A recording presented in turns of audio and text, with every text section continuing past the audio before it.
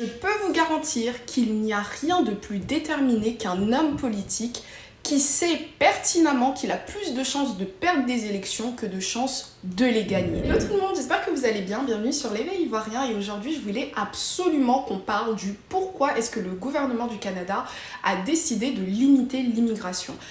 On va pas se mentir, en ce moment c'est vraiment du n'importe quoi. Toutes les mesures d'immigration sont en défaveur pour toutes les personnes qui souhaitent immigrer au Canada et notamment pour toutes les personnes qui vivent actuellement au Canada en permis temporaire. Pour comprendre ce qui se passe, il faut remonter à 2015 lorsque le nouveau Premier ministre Justin Trudeau, qui est toujours en position en ce moment, a décidé d'ouvrir le Canada sur l'immigration car les entreprises avaient une pénurie de main-d'œuvre. Il est parti du principe que si les entreprises ne peuvent pas avoir de travailleurs, elles ne peuvent pas se développer et donc faire développer l'économie. C'est tout à fait logique. Tout le monde a salué sa décision à l'époque et il y a très peu de personnes qui auraient pu imaginer que quelques années plus tard, on allait se retrouver dans la situation totalement inverse.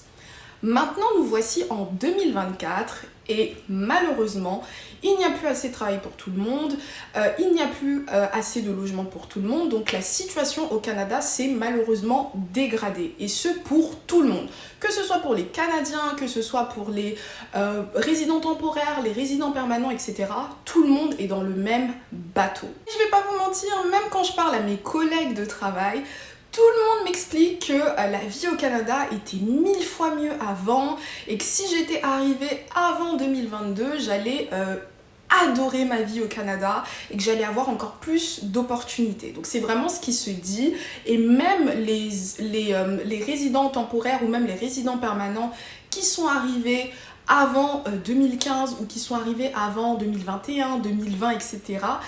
expriment aussi leur mécontentement vis-à-vis du Canada d'aujourd'hui. Donc c'est vraiment une réalité, il n'y a personne qui invente et puis je vais pas vous mentir, même moi qui suis arrivée en 2022, je vois une différence entre comment c'était facile de trouver un emploi en 2022 et comment c'est difficile maintenant de trouver un emploi pour tout le monde. Par contre, là maintenant, si vous devez me poser la question de pourquoi est-ce que le gouvernement du Canada est aussi strict en termes d'immigration, il y a un mot qui sort de ma bouche, c'est politique. Maintenant, en 2025, puisque maintenant nous sommes en 2025, il faut savoir qu'il y a des échéances politiques qui vont arriver entre mars 2025 et octobre 2025. Donc le Canada va décider de qui sera son nouveau Premier ministre, donc aka le président. Même si ici on ne l'appelle pas le président, c'est exactement la même fonction. Et je peux vous garantir qu'il n'y a rien de plus déterminé qu'un homme politique qui sait pertinemment qu'il a plus de chances de perdre des élections que de chances de les gagner. Donc c'est vraiment ce qu'il faut prendre en considération. Actuellement, le climat politique au Canada est extrêmement tendu pour Justin Trudeau. Donc, pour ne pas perdre les élections, il est obligé de limiter l'immigration. Et c'est pour ça que non seulement il ne souhaite plus qu'il y ait beaucoup de monde qui arrive, mais il veut surtout que nous, travailleurs temporaires ou étudiants ou visiteurs, nous quittions le Canada. Et c'est là en fait que voilà, toutes ces nouvelles mesures viennent pour pourrir la vie de tout le monde. Et c'est pour ça aussi que maintenant c'est extrêmement difficile de se voir rester au Canada. Maintenant, si on veut être 100% sincère avec tout ce qui s'est passé et avec tout ce qui se passe même d'ailleurs en ce moment au Canada, l'immigration est la résultante voilà, de la dégradation du pays. On va pas se mentir, ne soyons pas des incultes.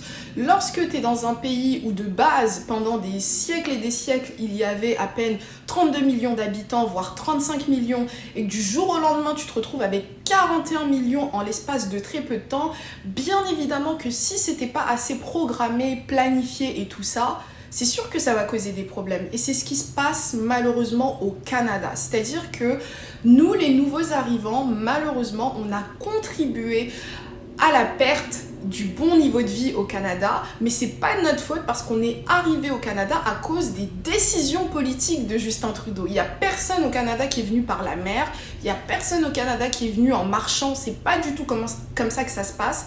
On a tous payé des sommes astronomiques pour pouvoir venir, on a sacrifié des choses incroyable pour pouvoir venir ici. Donc voilà pourquoi le gouvernement du Canada décide officiellement de prendre pour cible l'immigration pour pouvoir sauver ces échéances politiques, parce que le concurrent direct de Justin Trudeau s'appelle Pierre Poilievre, si je me trompe pas, et c'est un conservateur.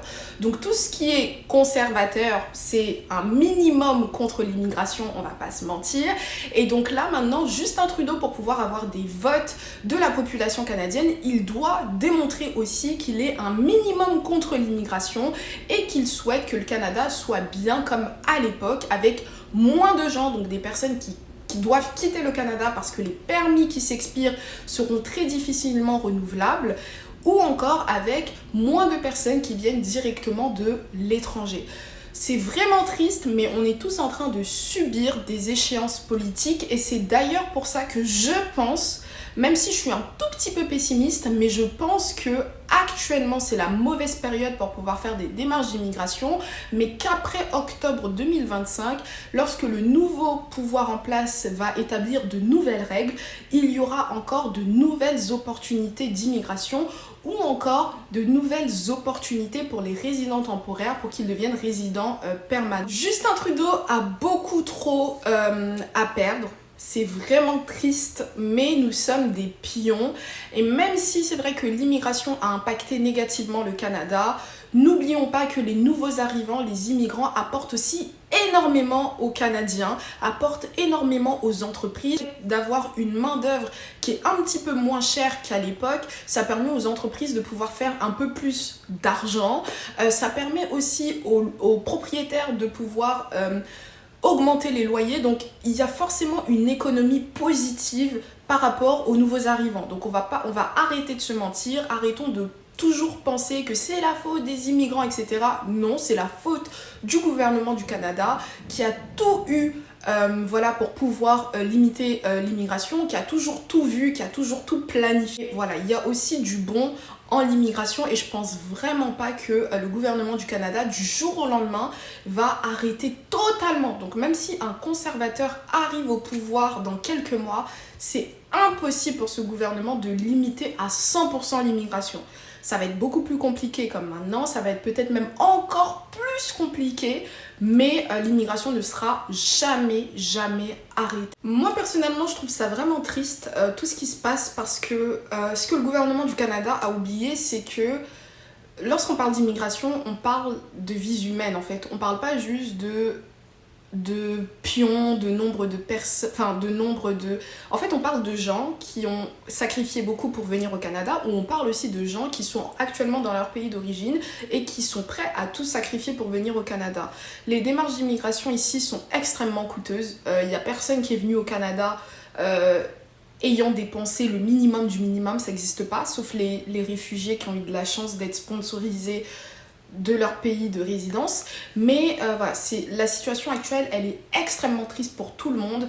Je voulais que vous puissiez comprendre que c'est d'abord politique avant d'être logique. Et après, oui, c'est quand même un petit peu logique, parce que il y a quand même beaucoup de monde au Canada qui souffre maintenant, qui ne trouve pas de travail, qui ne trouve pas de logement, qui sont obligés de manger dans les banques grâce aux banques alimentaires. Et ça, on peut pas se voiler la face, c'est une triste réalité. Si actuellement vous êtes dans des démarches d'immigration pour le Canada, vraiment soyez à l'affût. Il y a énormément de nouvelles notes d'information, il y a de nouvelles règles qui sortent de nulle part, on ne sait même pas pourquoi. Et si vous souhaitez immigrer au Canada, la seule chose que je vous conseille, c'est de venir directement avec la résidence permanente. C'est plus long, c'est plus coûteux, mais sur du long terme, c'est vous qui gagnez, et ça, ne l'oubliez vraiment pas. Tout ce qui est permis temporaire, c'est très compliqué. Et je suis en train de vivre l'expérience. C'est très compliqué.